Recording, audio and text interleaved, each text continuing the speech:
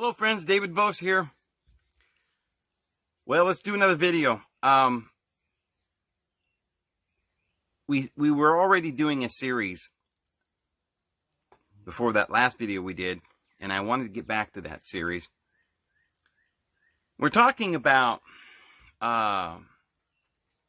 Canaan getting into the line of Shem, talking about Melchizedek, this great priesthood. We've pointed out a lot of things in the past. We've pointed out that Moses was a herder of Jethro's sheep.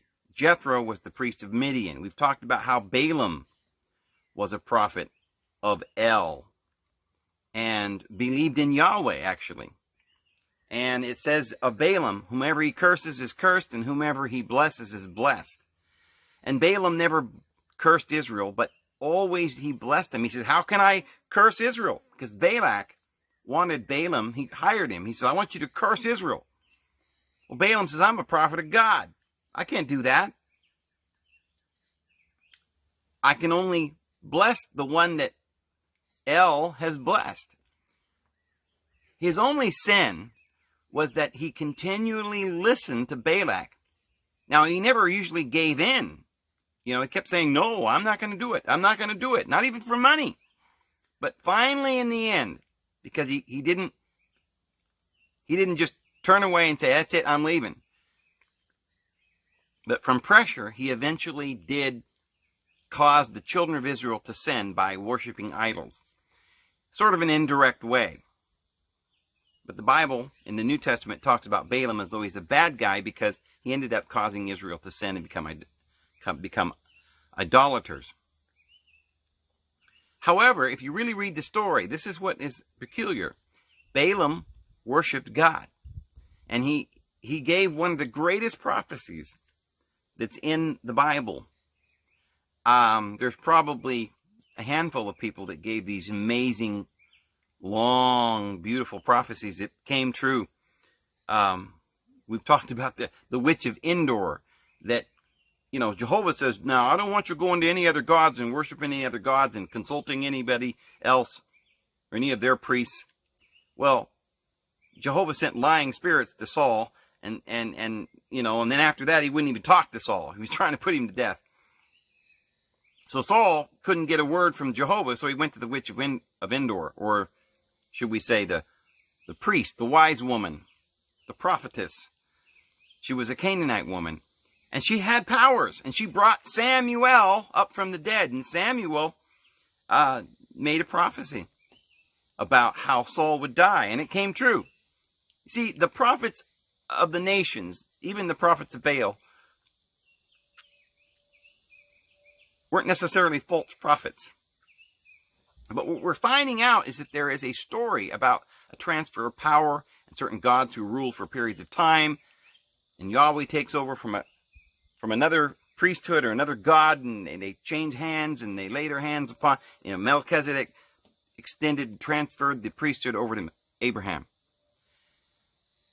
So Balaam was the prophet of Midian.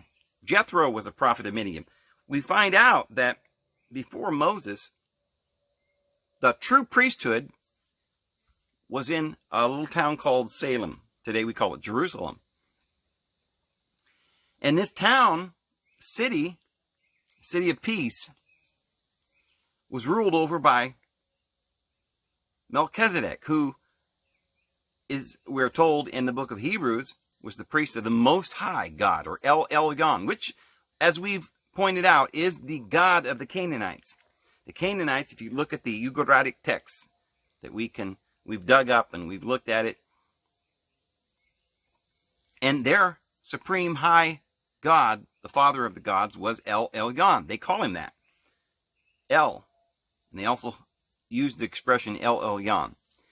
So all of the peoples of all of the nations understood who these gods were. And there were 72 gods, 3 in each of the 24 elders around God's throne. And there was the father of the gods, and there was, you know, they split the world up, and, you know, the Greek says that Poseidon ruled over the ocean or the sea. Hades ruled over the underworld. And Zeus ruled over the sky. Uranus ruled heaven. Well, this is the same story. In the Sumerian pantheon, we've got Anu, or Urano, Anu, who rules the sky. And we got Nergal, who rules, he's basically the equivalent of Hades.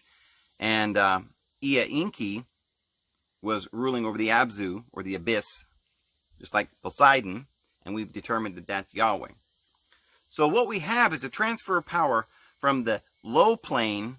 A lot of these battles and stuff we're going to find out in the Old Testament, it's written in code, is a story, not just of a little story that's going on in the days of, Moses or before Moses with the judges.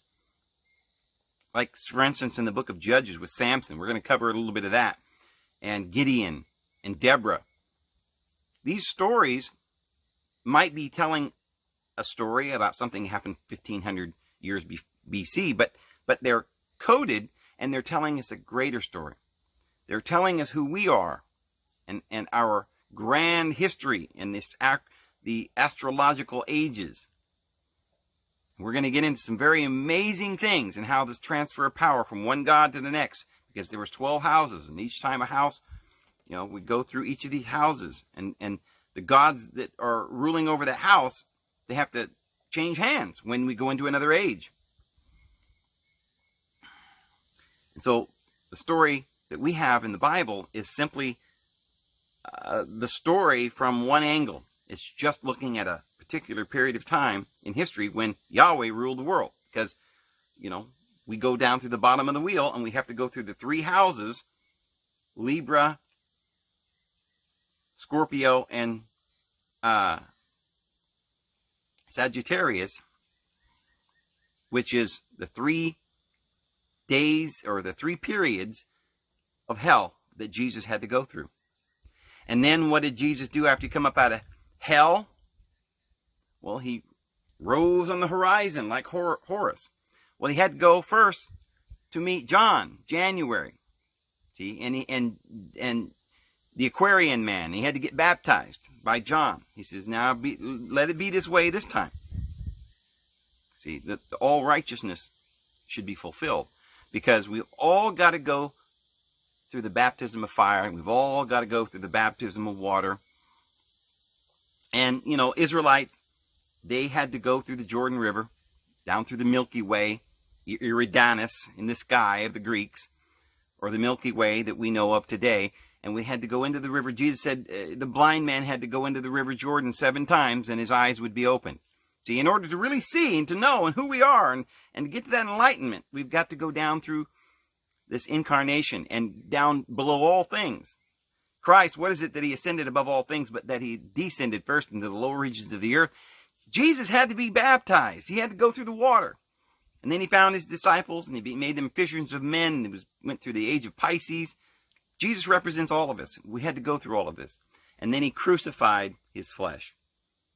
And this is something that we've got to really understand. It's the whole point of all of this. Is what is salvation? And that's what we're going to get to, hopefully, by the end of this video, is what all this means. Because if you just know the story, even if you knew all the details, it wouldn't mean nothing if you didn't understand the moral. If you didn't understand the point. There's a grand, amazing point to all of this, friends. Every nation on the face of the earth, the Babylonians, the Assyrians, the Akkadians, the Egyptians, the Mayans and the Aztecs, the Indians from the Indus Valley, and the Europeans and the Druids and all of the peoples of the earth understood. The Native Americans in North America, they all understood that they were telling these stories, and that they were the stories of who we are. And they preserved these truths because they knew that one day these stories were going to enlighten mankind. Because seeing, they would see, and hearing, they would hear with your ear. He says, do you have ears to hear? She's not talking about your physical ear. Everybody can hear, right? Go, I hear the story, but I don't understand it. You got to have understanding. These are parables. You've got to meditate upon these parables because they're going to give you enlightenment. Jesus broke the bread and he fed it to him. You got to break down the scripture, the word, and you got to feed upon it. We don't live by every word coming out of a book, but by every word that comes out of the mouth of the Lord. And those words have got to be digested, and you've got to understand them. You've got to go and get some eternal water that Christ will give us. And we're going to understand all of this by reading the scriptures and looking at these parables, because it's coded. And so you've got the judges, and it's really odd because, it talks like, well, they had peace for 40 years, or some, the Canaanites or the Midianites or the Amalekites or something, they ruled treacherously over Israel for 40 years, and there wasn't any peace, and it was terrible. Always something like 7 years or 40 years, because these are symbolic. It's all coded. And the names are coded. Samson is one of the judges. Shamshish is the son.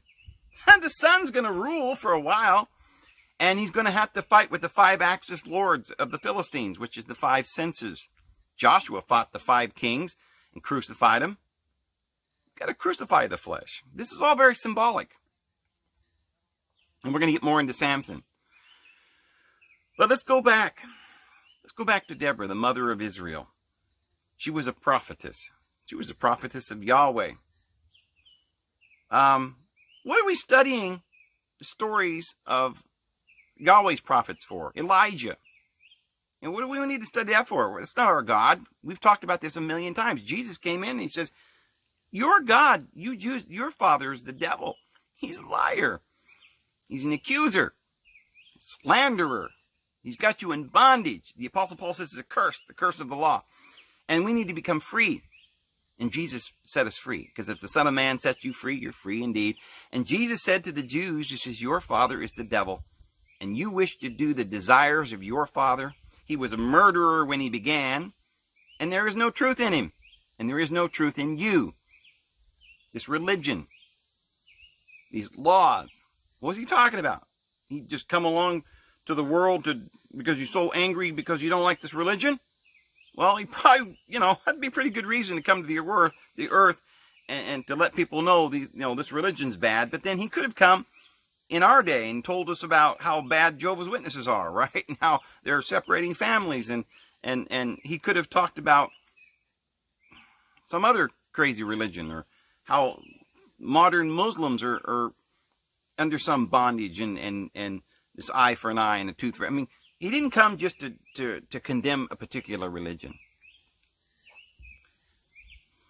Jesus came as at the end of the age, the end of the ages, the meridian of time, and he began the journey of the sun on the horizon.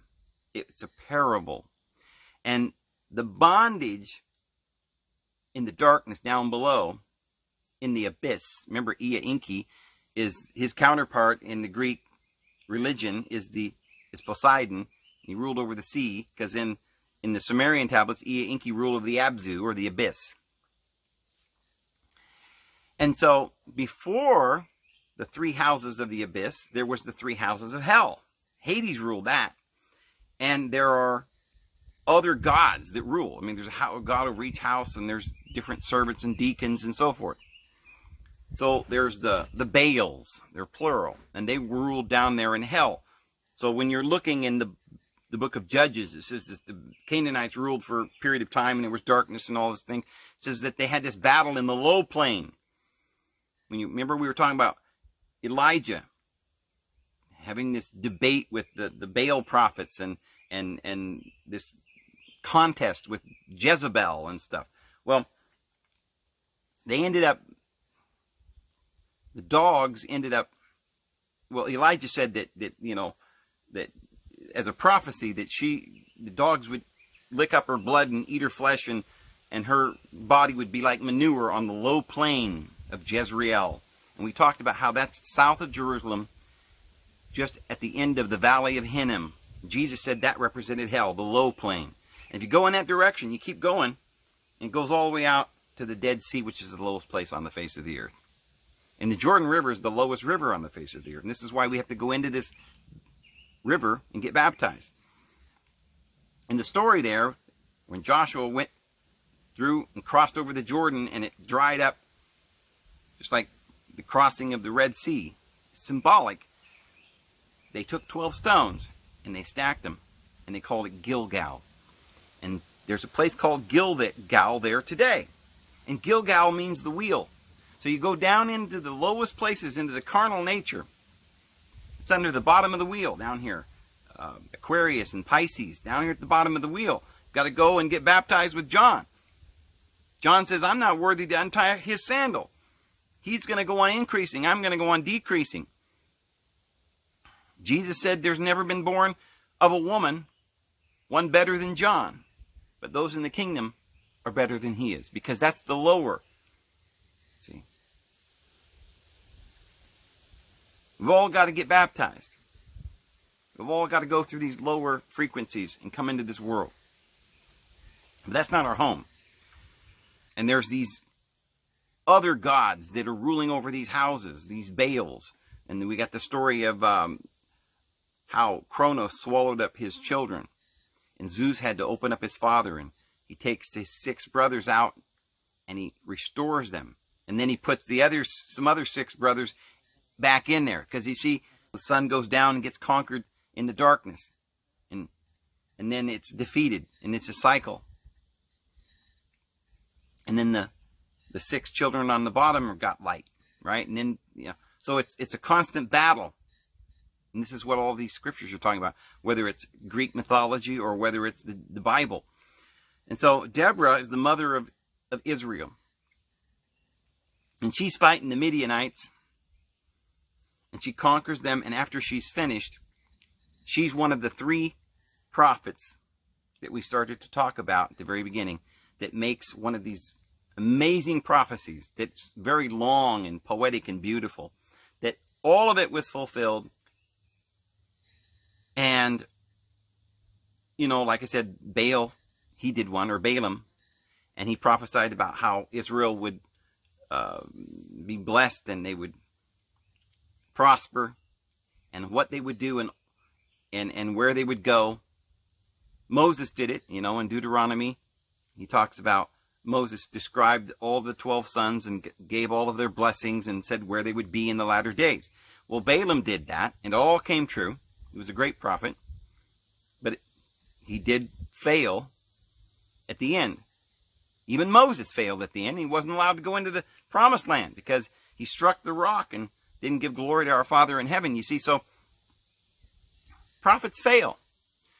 Well, the prophetess Deborah, the mother of Israel, said that she used to judge Israel under the great trees. And all of the prophets and the wise women, the wizards and the witches, Elijah did it, all of them. They would take their rocks, Gilgal, the wheel of rebirth, that's what it represented, and they would stack them on a high place and they would worship in a sacred grove. So she would be worshiping and teaching. She had students. She was like Samson, like Samuel, and like Elijah and Elisha. They had students, like Jesus. He was a teacher, and he had students. This was a mystery school, and they were teaching the mysteries under the trees and the groves and the sacred groves. And so Deborah was teaching her students there. One of her pupils was the prophets that came after her, Samson and Samuel, and finally David came along, in these long line of prophets from the line of Melchizedek. Well, in this great prophecy that Deborah gave after she won this great battle in the low plain in hell, she's fighting down there in hell. She says, I saw the stars fought from heaven. This is part of the prophecy, and it's very poetic. What is it talking about, the stars? She just had a battle on earth. She's fighting the Midianites. They had a few thousand men. They went down in there and had this little skirmish and they fought. But then she makes this poem that stands to this day in our Bibles about the stars of heaven fighting.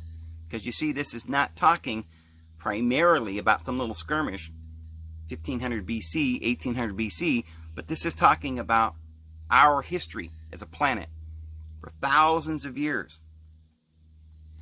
And the stars always have to fight because the gods are trying to juxtaposition for power. And every time we go through another age, another god conquers, and then they have rest for 40 years. See, the names of these people, these prophets and these judges, are symbolic. As we said, Samson means the sun, and the on the main end means that he's the children of On, or Anu, the lineal descendants of Anu. And he's battling the five-axis lords, or the flesh. And this is what this is about. We've been doing this for thousands of years. The world had to go through the bottom of the wheel. We had to evolve out of that, overcome the flesh, and grow in grace and in truth. And then we're born on the horizon, and the day star rises in our heart, and we go towards the new day, dawning of the new day. So Deborah conquers the fleshly forces down there in the low plain. They have this battle, but it's not over. It's not like it's chronological in order and you can figure out how many thousands of years, and all this stuff. It's just a little parable, a little story about the prophet of Yahweh overcoming the prophets of Baal down there in the low plain, because they worship Baal down there. And the next prophet is Gideon, and he tears down the altar of Baal. And then they say, oh, we're going to call him Jerubbaal, which means let Baal give his own defense. Right? We just tore down his altar. Let him defend himself. Right? We're going to establish the worship of Yahweh. It's just talking about transfer of power. And so Gideon does many exploits, and it takes faith to fight this battle. Oh, it does, friends, because Gideon was told by this angel, I want you to go in there and take them. Do it. You can overcome them. And he says, excuse me, but if you're God and I can overcome these people, why are we in this situation? Why are we in bondage? He says, well, listen, I'm going to give you the authority, and I'm going to give you the power to overcome these lower forces. You're going to go forward. We're going to transfer the power and get rid of this Baal worship. Don't worry. I've got your back, okay? We're going to win this. Human beings are going to progress, and you got to have faith. Well, Gideon says, okay. Gideon says, okay, if this is true, and you really want me to go in there, and I'm really going to win this battle, because I'm not going in there if I'm going to die, all right? I don't have a lot of faith here. But I do have enough faith that I'm going to ask of God. I'm going to divine an answer. So he says, I've got this fleece, which is a lamb's hide, And he says, I'm going to put it on the ground, and in the morning, if there's dew on the fleece, but not on the ground, then I'm going to go ahead and this is a sign that you want me to go in there and I'll win the battle. So he does this a few different times, and he makes certain. He puts out the fleece. You've probably heard of this. When you don't know what to do and you need to ask your Father in heaven, sometimes it's okay to ask for a sign, because we've got to have an answer. Even James says, let them who lacketh wisdom ask of God, that giveth all men liberally. But it's kind of funny, because Christians today have been basically told, no, now don't do that, because that's divination. You're not supposed to be asking for signs, and omens and stuff. So we're kind of getting off as Christians, and we don't really know what we're doing. But, this is something that was very common in those days. So anyway, Gideon does go to battle, and he wins. And Gideon ends up having many, many wives, just like David did. Most people aren't really familiar with these other stories. We've heard about David. We've heard about Solomon, different things, but Moses and stuff. But most people aren't very familiar with the Bible. But Gideon had many wives, and he ended up having 70 children that came out of the loins of Gideon. This is the same story as Jacob, who had 70 souls that came out of Jacob's loins that went down into Egypt. What is this down into Egypt thing, right? See? It's all symbolic. And Gideon was battling with the Philistines and the Canaanites down there in the low plain. And he was transferring the worship to Yahweh from Baal. And he tore down the altar of Baal. And Yahweh says, don't worry, I'm giving you the go-ahead. Deborah says, yeah, I saw the stars fighting. You know, the gods are changing hands. There's a war in heaven, according to the book of Revelation.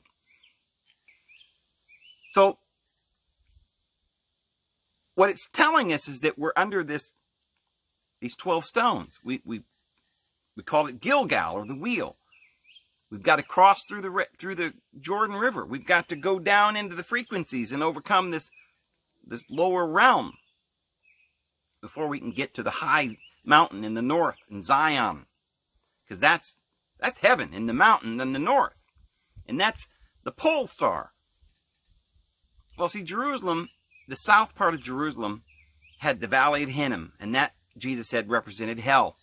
And at the bottom of that, if you keep going, it gets deeper and deeper into the low plain of Jezreel. And then it goes down into the Dead Sea, which is Tartarus, right? And those 6 gods were imprisoned there in Tartarus. And those in ancient times were sometimes called the Rephaim. So it called it the Valley of Rephaim. And they had the teraphim that they worship. But they don't worship that anymore. Remember that? Laban had the teraphim. He worshipped them. And Rachel took some of the teraphim from her father's house. And Jacob, he put those teraphim back. And he took them to Shechem, because Shechem was the capital of Canaan. Because you see, the Canaanites are that group of individuals that had the authority to rule in another age. These were the Canaanites, and they were ruling down there in these low plains of Rephaim, or the low plain of Jezreel. But it's the low plain. See, it's coded. It's hell. It's in the south. So along comes Samson. He's the son. Also a lineal descendant of King On. Samson, he's fighting the 5-axis lords of the Philistines, or the flesh, or the physical, carnal world, down there in hell. He's fighting these Philistines. Same story. But he is a Nazirite priest, and he never cuts his hair. Well, you know, the sun has this halo. That's its power. It's the sun. It's helium. It's God. And, you know, Samson is the on the end, means lineal descendant from Anu. He marries the Delilah, right? You've heard the story of Samson and Delilah. Well, Delilah is one of the Philistines. You see, the heavenly son has to marry the earth. You know, Anu married the earth. The gods always had these fertility relationships with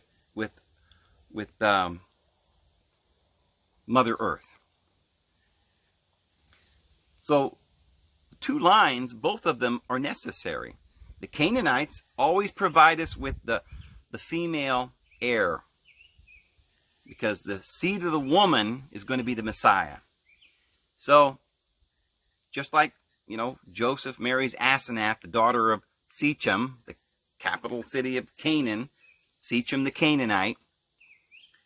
Just like Boaz, his mother was Rahab the Canaanite. Jesus was a product of a lineage of individuals from the woman's seed. And so, Samson, that represents the sun, or the coming age, it's going to burn up the Baals of those 3 houses down there in Tartarus. and going into the abyssios, where Yahweh begins to rule and take over. So Samson meets the Philistines, and he's trying to overcome. He's the son. This is a battle. He's trying to overcome these Baals. He's trying to overcome the five senses, the five axis lords. And so he takes 300 foxes, ties their tails together, dogs, foxes, okay, ties their tails together, and he puts a torch in between them, and he lets them go. And they go running every which way, and he burns down all the Philistines' fields and all their corn and their wheat. Okay, that's going to be pretty bad for them, because they ain't going to have nothing to eat. See, it's going to scorch their fields. It represents the sun. The sun, every year, the beginning of summer, there's a particular time, if you're down there in Egypt, in that area, where you look up and you'll see Cyrus A and Cyrus B. That's the dog star on both sides of the sun. And in between their tails is the sun. And when that sun comes out, it's called the dog days of summer. And boy, it scorches the grass and burns up everything, and there's a drought.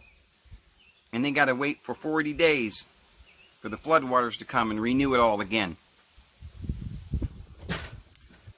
So Samson is it's the cycles of this astrological wheel, and Samson's the sun. Well, then the Philistines got to retaliate. This is a battle, friends. This ain't going to be easy. The weapons of our warfare are not carnal, but they are spiritual. We're tearing down these principalities, powers, and dominions, and we got to bring every thought into subjection to Christ. It's not going to be easy, and you better understand these parables, because you don't want to get caught up in some fairy tale. You don't want to start worshiping the letter, the dead letter, but you want to understand in spirit and in truth. You've got to be able to understand the scripture as it was meant to be understood. You've got to be able to understand that we're going through a cycle, that we're evolving, and that we're going forward into the light. And so you've got to be able to perceive and get the sense of it. Because if you don't get the sense of the scriptures, if you're just reading them and you don't understand it, then you're just being deceived. You're lost. And you're looking at, as like the Israelites were doing to this day, when they read the Torah, they read it with a veil over their face. Because Moses came down off the mountain with a veil, and the children of Israel couldn't look upon him because he was so bright, having gone up to Mount Horeb, or the sun, and he couldn't tell them this truth. So he had to give them a lesser law, the law of Sinai, or the moon. All of this is very symbolic. We've got to understand this is a spiritual exercise, and we've got to know what it is that we're trying to do. But in retaliation for what they did, Samson goes over to the Philistines and he says, listen, I've got a parable for you. On the way here, on his way there, he saw a lion and he killed it. And then he came back on the same path and he noticed that there was some honey in the carcass of the lion. And he scooped out the honey and he ate it. So he told the Philistines, he found 30 of these Philistines. And he says, now listen, if any of you 30 Philistines can answer this, then I will give you 30 robes. Brand new robes. But if I win, you've got to give me 30 robes. So he told them, what is stronger than a lion and sweeter than honey? And they had to figure out the parable. Well,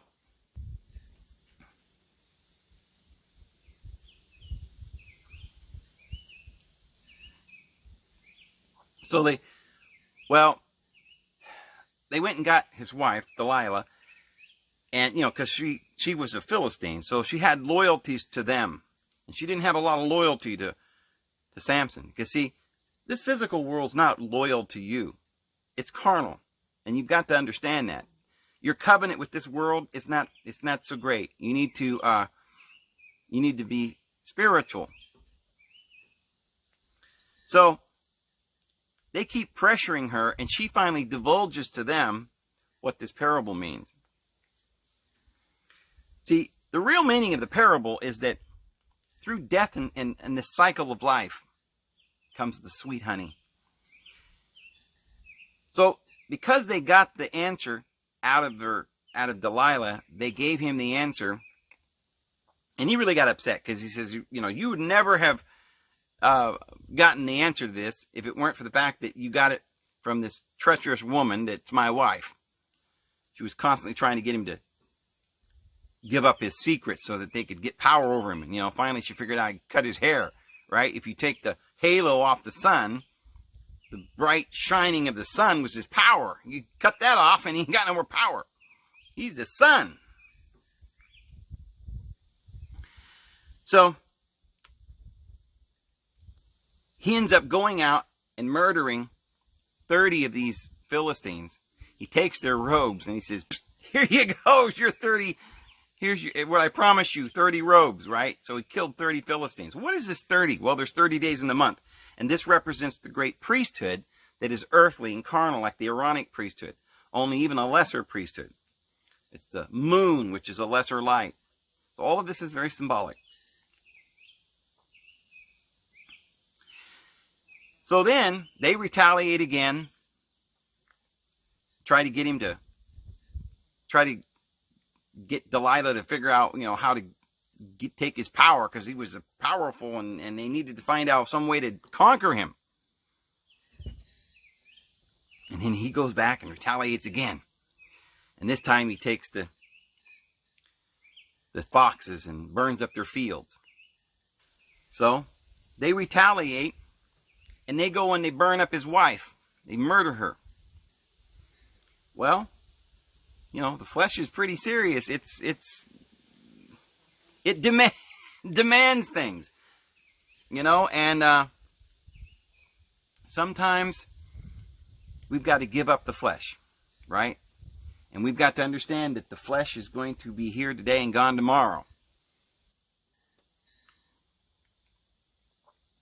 So anyway, the story then of Samson is the story of the Son and the higher principles of that spirit that's within us, that spiritual man that's within us, that's down here in this physical realm, fighting this battle with the five senses. You've got to overcome the five senses to win the battle.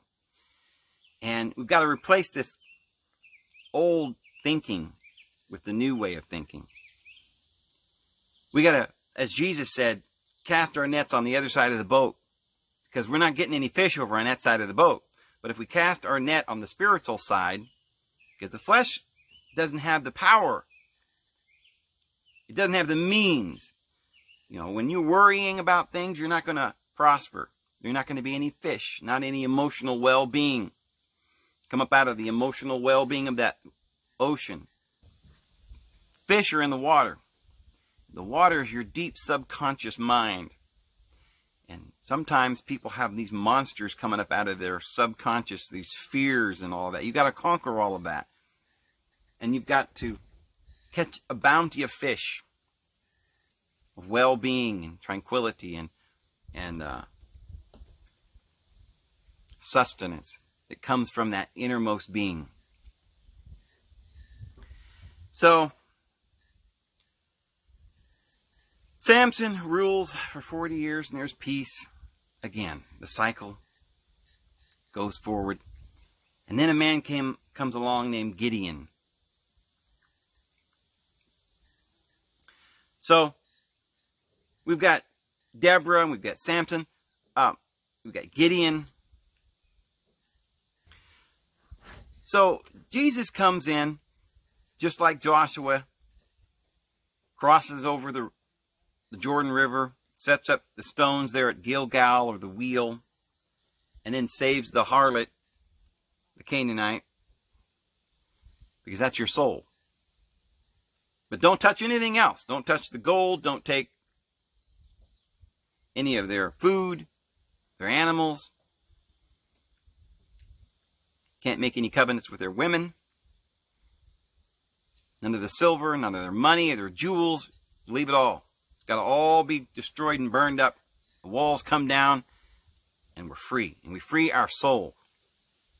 We cross that river. We set up the wheel of rebirth. And we go over into the land of promise, and there's where Joshua crucifies those 5 kings. That's how you got to do it. It's a spiritual battle. Same thing. Jesus comes in, and he gets baptized of John. So we go through the first 3 houses of Libra, Scorpio, and Sagittarius. And then we go through the Abyssios, and we're ruled over by Yahweh for 3 houses. And we begin to ascend up through the water. See, we're never going to lose who we are. We're going to be transformed, and we're going to wake our way up through the water. But be careful not to get swallowed up by the beast that's in the sea that Revelation talks about. The woman's going to go through the wilderness for times and a half a time, away from the face of the serpent, away from the face of that goat-headed demon down there. And through this abyss, they're ruled over by Satan or Saturn. Saturn rules that area down there. We're making our way up through the waters, ruled over by Yahweh in the Abyssios, Ia Inki. But he's not the highest God. But it may be a step up from these Baals. Because those Baals wanted your blood. They wanted your children. They wanted... The ego is never going to let you succeed. And you've got to grow out of that and crucify the flesh. You can't be deceived by the Philistines or the woman that you married. You made that old covenant. See, you don't want to make the covenant with Yahweh and think that's going to get you to heaven, because you can't get to heaven through works. She's going to try and zap you of all of your spiritual power and accuse you day and night. But we're going to overcome that.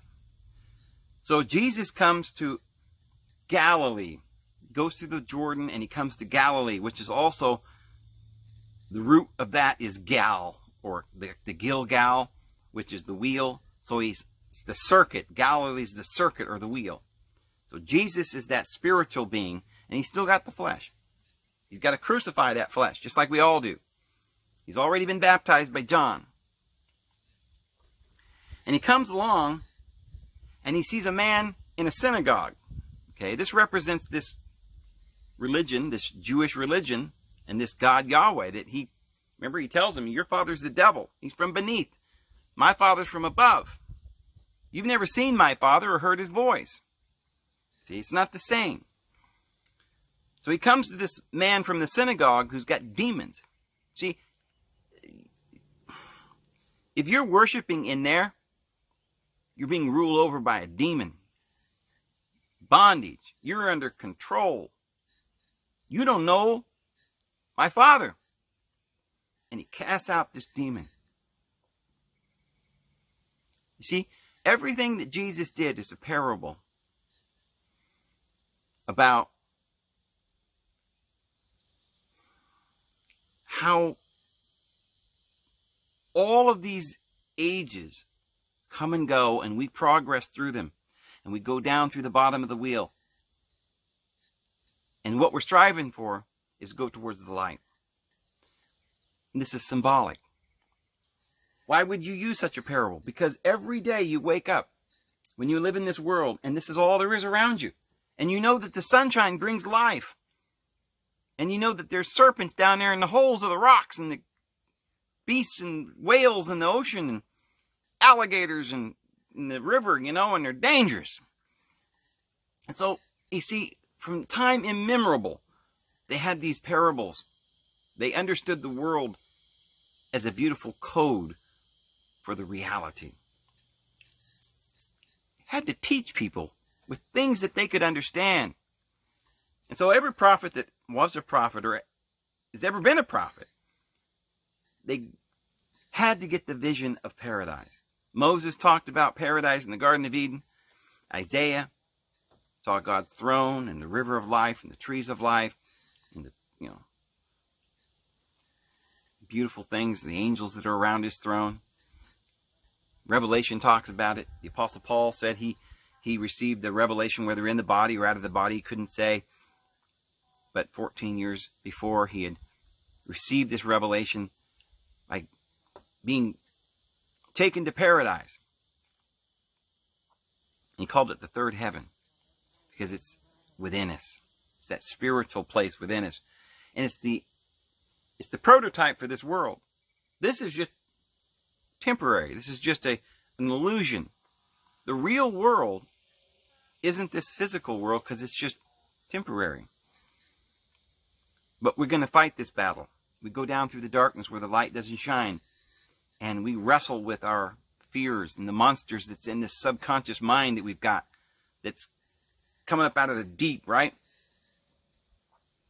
And Jesus takes these demonic spirits and he casts them into a pig, and the pig goes over the precipice and it's drowned in the sea, drowned under the emotions down, way down deep into Tartarus, where you don't bring it to mind anymore. You don't need to bring these thoughts up to the surface. You need to conquer them, put them into hell, lock it, throw away the key. See, Jesus has the keys of death and Hades, and he's going to throw the devil into that place and shut it up. And that's what you got to do. That Christ within you, the spiritual man, has got to win the battle and bring every thought into subjection to Christ. So what we said is that what does all of these stories mean? We've already basically said what it means, but is there something even more revealing that would help us to understand and get this revelation just a little bit better? Because is there something that we're not quite getting? Have we got down to the crux of the matter? Really? And this is the main thing that I wanted to say in this video today, before this video is over, because this is the whole point. This is something that if you can grasp this, you're going to have achieved what you were looking for. Remember, some of you have sat in a corner in a dark room just praying and crying in tears and said, Lord, I'm so sad. I'm so hurt. Just can't go on anymore. I haven't got any rent to pay the rent. My children are suffering. Maybe you're sick. You're dying. You don't know who you are. You've lost your family. You're in prison. Life can be so terrible. It's just, it's the unbearable process of being. So what is the answer? Oh, we found a parable and it says that we're going towards the light. Yay, we got it now. Okay, I don't need any more help. No. See, there's probably still something you're not quite getting. Maybe it's because your subconscious mind is hearing it, but you're not acknowledging it because maybe you don't want to hear it. See, that's the problem. You get that nasty little ego in there. He don't want you to win. Remember the battle with Samson and the back and forth with the Philistines? They don't want you to win. You're going to be clever like Samson. The sunshine's got to come out in its glory and win this battle and get it over with, right? Come on now. So what's the answer? What is it that we're doing wrong? I think I know what it is. You're holding on to somebody. You got Jezebel in your heart. You do. And you won't let her go. You want to worship Baal. Well, I don't worship Baal, Dave. I'm a Christian, man. I worship God, right? And don't you tell me that, Well, let me ask you something. Jesus took up his cross. He walked. He had charge of all the angels. He said, hey, don't worry about it, Peter. Put your sword back.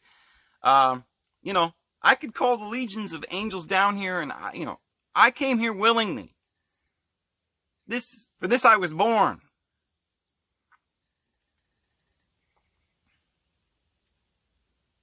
Could you do that? Now, look, I'm not saying that it would be easy to willfully go down to a witch burning and request, oh, please crucify me. Nobody's going to enjoy something like that. But that's not the point. Because before you ever get to that place where you could withstand that kind of physical pain and make that sacrifice, you would have to have done something first. And that's the thing that you haven't done. You're still harboring in your heart the ego. Now, I was born and raised Jehovah's Witness, as many of you know. And so I labor under indoctrination that I was put under for years. That I was told that my Father in heaven, God, wanted me to live in a paradise earth. And I was going to get to live as David. And David was going to live, and David was going to have fun. And, like the Muslims were going to have 72 virgins. They don't realize it's talking about something else, see, it's 72. They didn't get the meaning. They didn't get the sense of it. So whether you're Muslim or Christian or Hindu, if you don't get the sense of it, you're not getting it. See? Don't follow an illusion. I thought in order to be happy, I was searching for happiness. Man, aren't you? Okay, I thought, okay, I'm searching. I'm always on the lookout for the truth. But what I thought was the truth was happiness that would somehow satisfy my craving. James says you pray and you don't get what you're praying for because you want to, consume what you're praying for in your lusts. You're praying for things that you desire from your carnal flesh. And you know what the biggest thing that you're asking for? And I don't even know if 99% of you have ever even thought about this. As a Jehovah's Witness, I wanted me, David, I wanted to hang on to it. I wanted to hang on to this moment. I wanted to have exaltation in this life. Remember, I've told you guys a story. When I was 9 years old, I remember to this very day, very distinct memory. I was sitting out in the yard playing, and I didn't have any friends and stuff at 9, and so I would just go outside in the sunny days of this California sun, playing by myself and and make believe and all of this stuff. And we had this big, huge propane tank, big old huge propane tank. And I got up on that propane tank, straddled it like a horse or like a rocket ship, and I was banging my foot. Can remember that, bang, bang. I was banging it with my foot, and it was kind of a big tank, so it made a kind of a bang, bang. And I was just sitting there playing, and all of a sudden I stopped. And for 9 years old, I kind of went into this reverie, this deep thought, and I was thinking, and I was told that Armageddon's coming, the world's going to come to an end, right? And then paradise is going to come. And I was 9 years old, and I was thinking, if I lived another 9 years, I'd be 18. I'd be an adult. I'd grow up. And I was thinking, but I'll never make it. Because I was told that God's kingdom is coming any minute. This generation won't pass away. And it was way back in the day. And I didn't think I was going to make it to 18. So I remember that little boy. He used to call me Davy. My brothers used to call me Davy, and a lot of people called me Davy. And I remember fondly that young man. But it's been so many years ago that sometimes I have a hard time remembering very much. I remember little moments like that. But you know what? That little boy doesn't even exist anymore. It's just a memory.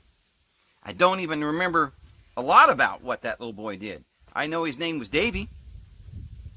I know he had some false ideas and some things he wanted that didn't come true. I know his mama died some years ago, and he hasn't seen his father in almost 30 years. Hasn't seen his family for many years. And, it took a lot of years to get over all the things he used to believe. The bondage and the corruption and the thoughts and the guilt and the pain, the loneliness. I missed my mom, and I missed my dad, and I missed my family. And after a while, I had a child, and then I was a father, and then I had to think about her, my daughter. So it wasn't just about me, And then pretty soon I kind of forgot about my family and my religion and all those things, because I had another life. I had a child, I had to go to work, I had to figure a way to live. So I kind of would go for a period of time without thinking about little Davy. And he just became a memory. But that whole life that I had is completely gone. And if I could go back, I'll tell you right now, I wouldn't do it. There were some good times. But I'm going to the future. I'm David now. And little Davy's just a memory. And you can't go back. He's not coming back. If I saw my mother in the resurrection, as I was taught, who would she be? See, when I was born, my mother was 31 years old. All I ever knew of my mother was a grown, older woman. I never saw my mother when she was 20 or 15 or when she was a little girl, right? So who am I going to see in the resurrection? What is going to, who's my mother? Well, it's not that body that she was in. It's not that life that she lived, the religion, her beliefs, her idolizations and her idols and all of the things that she worshiped and all the things that she thought she was, that all the things I thought I was, all the things that I needed so desperately. I wanted my mommy. I wanted my daddy. I was a little boy. And I was scared. And now I'm not scared. And I don't want to go back. And that person cannot live forever. The person who's going to live forever is me, the real me, who lives in the moment. And if you can't let go of that ego that's holding, the deceiver who's holding on to all of these lusts and desires that meant nothing. Oh, if I could just have this bicycle, this beautiful shiny red bicycle, I'd be so happy. Well, I don't even remember that bicycle anymore. Got burnt up in a fire one day. And I don't care. That's not my life. That's not who I am. And if you can't get over the desires of the ego, because it's going to keep you on the wrong course. You've got to get to the place where you realize what the true life is. And when you get to that place, then the flesh means nothing at all. And you will crucify that flesh because it means nothing. It doesn't mean anything. You got a choice. Love your neighbor, to make them feel happy and loved and give them well-being in their spirit by sacrificing your desires and wants, because that's not what you want. What you want is peace, harmony, and love between all people. You get people nowadays, you go on to Facebook, and it's some of these people that it seems like every day they got another Photoshop, another pose, right? Look how pretty I am. Well, your youth is just the outer appearance. It's wasting away. And if that's all you care about is what you look like and who you can, make look at you, and you want all that adoration, then you're worshiping an idol, and you're the old ways, and you're destined to perish. The world is passing away, and so is the desires. If you can't realize that little Davy's gone, and he's not coming back. See, reincarnation is all of the lives that aren't ever going to come back. We'll remember them. I remember him fondly. But that's not what I'm going for. What I'm trying to find is that spiritual being within me. The power. It sits at the right hand of power in heaven.